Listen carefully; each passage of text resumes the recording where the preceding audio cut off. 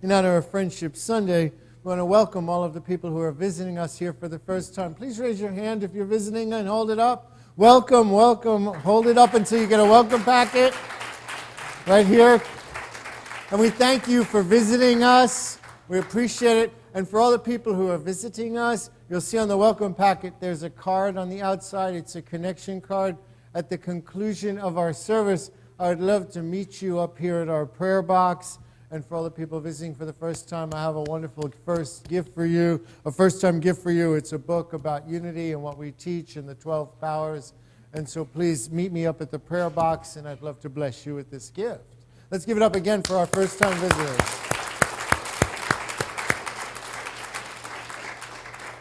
And now that it's Friendship Sunday, let's give it up for our every Sunday visitors.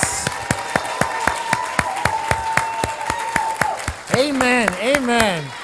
I've been on a roll, a sort of series, a talk series. And the theme that I'm working on each week is their story is my story. Her story is my story. His story is my story. We're taking some of these Hebrew prophets, this Old Testament Hebrew scriptures, characters that we all know, but we know a little bit about them. And I'm pointing out that they're really archetypal figures that live inside of us, and that, there's nothing new under the sun, and we all walk the same, path in one way or another. And today the person I want to talk about is Joshua. We all know about Joshua. Joshua. And what Joshua, I believe, represents in us is our determination. The spiritual, godlike quality of determination. And so I want to talk about, I'm a mixed history and theology and metaphysics and spirituality. And I do it all in 24 minutes or 26 minutes, And so Joshua, the important thing is it's derived from the name Jehovah. It's a derivative of Jehovah. And Jehovah, translated from Hebrew directly into English, is I am that I am.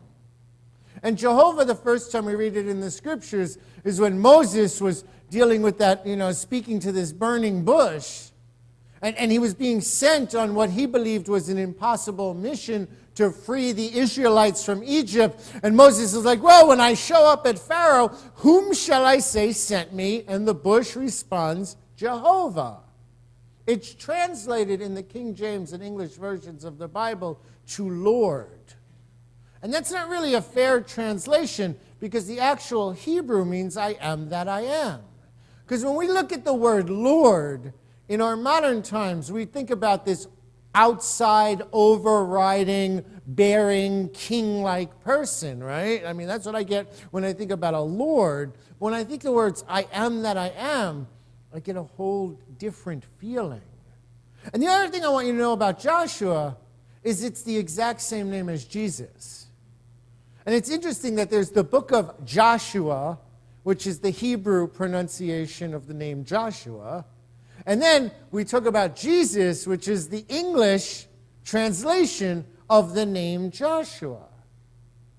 And so Charles Fillmore in metaphysics believe a lot of times that this Joshua quality in us is an early sort of inspiration of what we understand as the Christ. That interior spark of God that's within each one of us, that has nothing to do with religions or denomination or separation, but is all about oneness and unity. And so this I am in us, Joshua, is determination many times. Many times we speak the words I am, and we self-determine the outcome of situations. And if we pay attention to the power of this I am inside of us, we can self-determine transformation in any area of our life. Because I believe determination has its foundation in spirit. Ultimately, all of us see ourselves through challenges, or we see ourselves overcome by challenges. And then we just simply follow the path that we see in our mind. And Joshua, we know, takes his people to the promised land. And so it is through this I am, this quality of determination, spiritual power to speak words and transform effects, situations in our life, that we activate what we understand as, the Christ in us, the God in us, the Spirit in us, the breath in us. However you understand, we activate that higher power that can transcend any situation outside of us through a determination. And so you got to notice something about determination, is when we are determined, there's usually no stopping us. When we really make a determination that something in ours in our life, there's no obstacles that hold us back. So Joshua takes command. And what if you know history, is Moses had been leading the people for 40 years. And he had been leading this mob of people, and 40 in the Bible, in Hebrew, in ancient times, represents as long as it takes to get through something. Sometimes we go through something, and as long as it takes to get through it, we're there. But then something inside of us clicks, and it's like, enough is enough. Have you ever been there? Like enough is enough. You're dating this person and you've known it's like not. And it's like, I love you, I bless you. And now I'm going to drop you right in that prayer box, baby, but enough is enough. You're putting up with this attitude that's self-defeating. And you're allowing the self-determination of defeat to take hold of every idea in your life. And then one day you just wake up and 40 metaphorical years have gone by. And you just look at yourself in the mirror and you're like, enough is enough. And that's the spiritual power of determination. So what Joshua does is he notifies the people, Moses is gone, and that we are going to enter the promised land. We're going to enter this promised land. And I'm sure the people were ready. And remember, whenever we talk about people, we're talking about that multitude of thoughts in our head. That multitude of thoughts. We all get this committee in our minds, so to speak. And if you remember Joshua and Caleb, some 40 years before that, in other words, at the beginning of as long as it takes to get through whatever we're dragging out in our life. If you remember, at the beginning, Joshua and Caleb were 2 of 12 spies sent in to the land of Canaan. And they came back and they were like, yeah, let's take the land. But the other 10 spies came back and said, oh no, there are giants in the land that make us seem like grasshoppers. And so in consciousness, what happened is all the doubters had to die out. And the only 2 people from the original group of ideas, group of people, Israelites in our life, the only thoughts that get to enter into our dreams in successful completion are Joshua and Caleb. Because all that negative thinking, one negative thought can destroy a dream in our life. One negative thought, if we hold on to it. Now, if we rip it up, if we shred it, if we burn it, if we rebuke it, we reject it, we stamp it out, whatever it is, then it has no power over us. But when we listen to it, one negative thought can turn a whole situation that, was destined for greatness in each one of our lives around. And so he was determined. He was determined, okay, we're done with wandering around. We're done with walking in circles. I'm done with dating the same person with a different face. You know what I mean?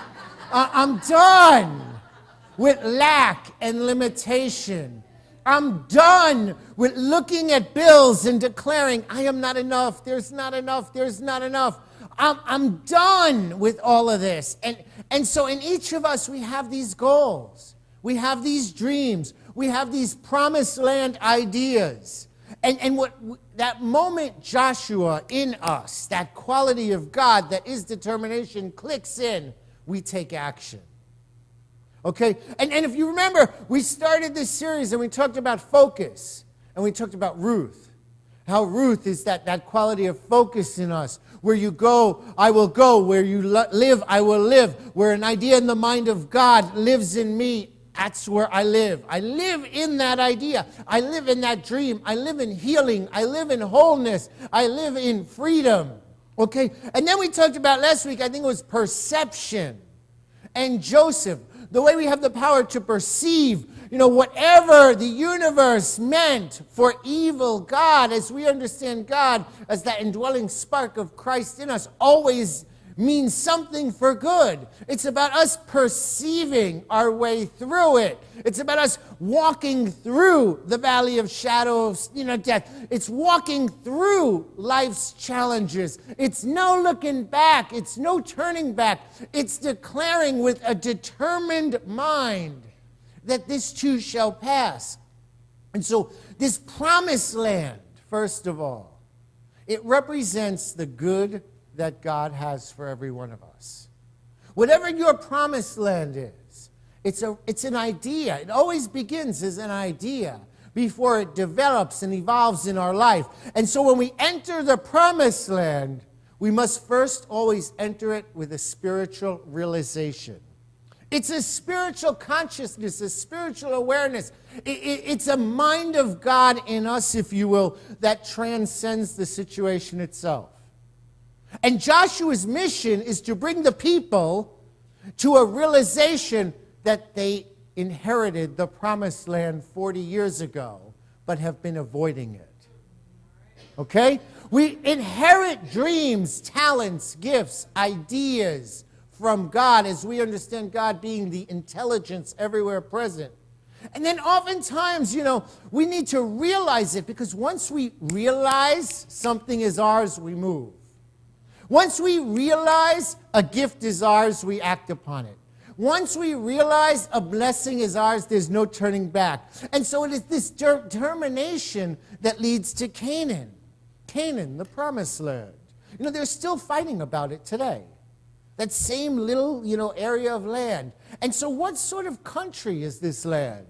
Well, to Moses, it was revealed that it's the land flowing with milk and honey. The land flowing with milk and honey. And milk, if we understand, is that first food that a baby, gets. It's the basic nutrient that the smallest of child, the infant, gets fed. All it needs to survive is milk. All right? A boy or a girl, a baby. Honey is the other end of it. Honey is that sweet extra, that extravagant, the sweetness of life. So the land flowing with milk and honey has to be in our mind, and it has to be everything from the most basic of needs, to the most extravagant luxury that we can conceive in our mind. So where does this land exist in our mind? And Canaan itself, it's a passageway.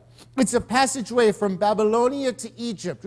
It's a fertile land that's surrounded by desert. So when we're in the consciousness, the mindset of the promised land, it doesn't matter what's outside. It doesn't matter the economy. It doesn't matter the negativity. It doesn't matter what people, places, or things show up in our life. What matters is we can be surrounded by anything, but there is a fertile idea in the mind of God that breaks forth, that is free, that is, water that grows in us. In us. That's all that matters. It doesn't matter what's outside us. That's why we enter the promised land through this Joshua quality leading us. Because we do have to see our way through a wilderness. We do have to cross a Jordan River. And what we read in the first verse, in the first chapter of Joshua, is Jehovah spoke to Joshua.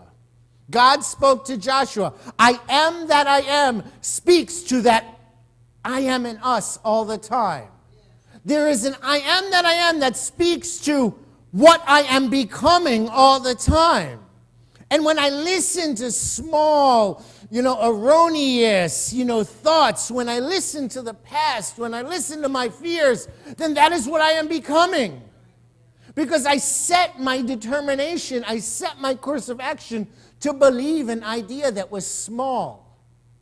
But when I listen to God expressing itself in me, when I listen to the dreams, when I realize them, that I am already in the promised land in the mind of God. I have been given the gift, the talent, the blessing. I am the blessing. Then I express God through what I understand as a receptive mind. See, a mind that receives dreams creates dreams. And a mind that makes excuses creates excuses. So we have to cross the Jordan. And I can tell you if you know what side of the Jordan you're on. Because I can tell you very clear what side of the Jordan you're on. Because if you get an idea, a degree, a relationship, financial freedom, a business, health, wholeness, love, light, joy, whatever the dream is, whatever your passion is, if that idea, shows up in your mind, and the first thing you think of is an excuse of why I'm separate from that idea, you're on the wrong side of the Jordan River. All right, it's really easy. I can go out on that date. She won't like me. You're on the wrong side of the Jordan. I can market this idea, or I can step out of this box that's been holding me back. And the first thing you think to yourself, I'm too short, I'm too tall, I'm too black, I'm too white, I'm too gay, I'm too smart, I'm too this. Whenever we come up with all these excuses, it's like, I remember James Trapp, just write your excuses down if you really want to live outside of a blessing, if you really want to stay the same, if you just have them ready so you can just scroll them out when God shows up in your life and say, no, I'm no good, I'm bad, I'm ugly, I'm this, I'm dumb, just have them all ready. And in fact, now you could even put them on your ringtone so everybody calls you. We got technology today. We can really live in the past. We can put our ringtone, you're no good, you're no good, you're no good. And this way, when that blessing shows up, when whatever the blessing is, and you know what your blessings are, you know what your passions are, when health shows up, when God shows up in your life, you'll be able to recognize, I have the power of determination to move myself closest. And the goals, let's think about goals. We need to be strong. We need to be courageous. We need to not look back. And above all else, we need to always remember that God moves in us. And so God moves in us. Crossing the Jordan, God moved in them. And the goal was to enter the new land. And let me tell you something about goals and Joshua and what this lesson is. There's a real practical side of Joshua. Okay, when he went to the people, Moses 40 years ago went to the people and said, we're going to enter the promised land. Joshua went to people, said, we're going to enter the promised land, and we're going to do it in 3 days. Our goals need a deadline. Okay, because sometimes we can rely on our spiritual teachings and be like, when God's will. Okay? It's God's will. It'll come to me. What do they say? In the by and by, and all that is, I think that's, spiritual malpractice. Because we're using the same teachings that were meant to propel us across the Jordan River to sit there and make excuses on why somebody hasn't picked us up and carried us across. You see, the Jordan represents this crossing into the blessing. And sometimes, listen carefully, we find ourselves in the middle of our life and we're nowhere near where we believed we're supposed to be heading. Okay? Sometimes, and this has nothing to do with age, sometimes we wake up in the middle of our life and we're nowhere near where we know we should be heading. And what I want to share with you is the question is, how do we find the way from the person we've become to the person we know we could have been? We don't find it in the past. We cross the Jordan. We cross the excuse. There is no one who is in your past that is not in your future if it's an idea in the mind of God. How do we find the way from the person that we know we could have become from this point on? I believe it's to move into the unknown and take a familiar step. To take a familiar step, a small step. Remember when we talked about, the book, and we talked about every step matters if you're going in the right direction. Every step matters if you're going in the right direction. And so sometimes we have to deal with an ordinary situation in a very creative and crazy way. We have to take some ordinary step that seems mundane and meaningless, and amplify it in our life. Because let me tell you something, we're always looking to go someplace new. All the time. We're always halfway there in spirit.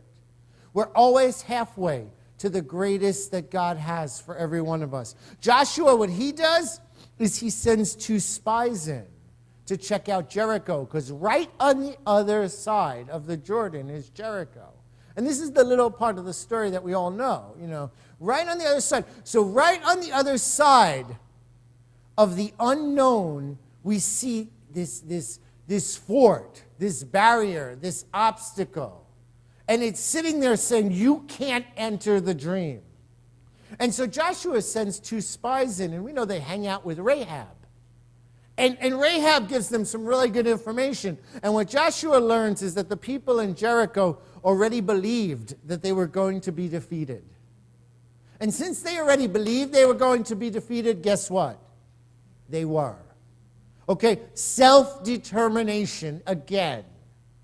When we believe we're defeated, we already are in the mind of God. Because we just rush our way right to the conclusion, that we already believe in. And so determination, the determination that I'm talking about today, always finds a way around that and through that. Determination always finds a creative way. What Joshua does is they have 7 priests and warriors march around the city for 6 days. They don't do anything. They just walk around the city one time. Walk around the city. So remember, the city represents our dream. It's the promised land. It's Canaan. It's Jericho. In that city is that great blessing that God has been inspiring you for years. And around it is a wall. And the wall says, you can't come in here. This is not for you. And around it is the wall. And I hate to tell you, but the wall was built up thought by thought in your mind. There was no wall when God gave you the dream, okay? There was the excuse by excuse by excuse by excuse. And so they walk around it, and on the 7th day, Joshua says, blow the horns to the priests, the God in us, all right? And scream with a mighty shout to the men of war. That's like attitude in us, Blow the horn, in other words, pray and have some attitude. And what happens, we all know. The walls come tumbling down, right? But the point of the matter is the walls didn't come down from a physical attack. They came down from the power of the voice. They came down from the power of faith. Spiritual victories in our life are usually won by ways that seem utterly foolish. You understand? And it's like it seems foolish, but in our life, when it's God working out, there is no foolish way to overcome our fears. Paul said it so aptly. He said, the foolishness of God is wiser than men. Right? Too often, we want to take the idea that God has given us and filter it through reason.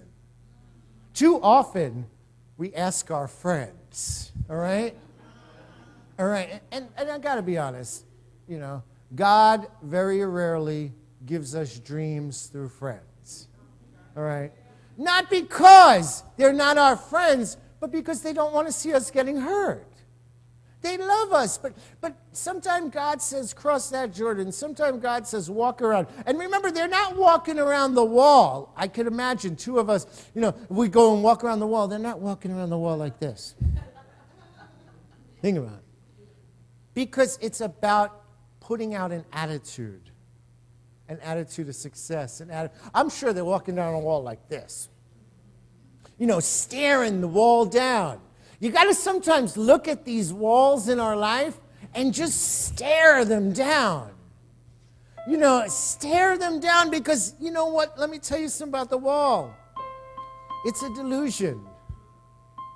It's made up so that we felt comfortable. No matter what the task is, no matter how impossible the dream is, from the mortal mind, the human mind, I tell you, if you're passionate about it, if you can't stop thinking about it, if it keeps haunting you, go at it with divine determination. There are conditions that may seem impregnable, fortresses such as Jericho in the room today. They are here today in us. I don't know yours, I know what mine are. And so we can break them down, but ultimately we never break them down by force. That which we resist tends to persist. Okay, we can never fight a dream into our life. We can never fight a healing into our body. However, whatever is in the way of the dream and whatever is blocking the healing will crumble with very little physical effort when we listen to and obey Spirit in us. Does it appear there's an obstacle surrounding some dream today that you have? Recognize where the obstacle came from. It didn't come from the Holy Spirit. It didn't come from God.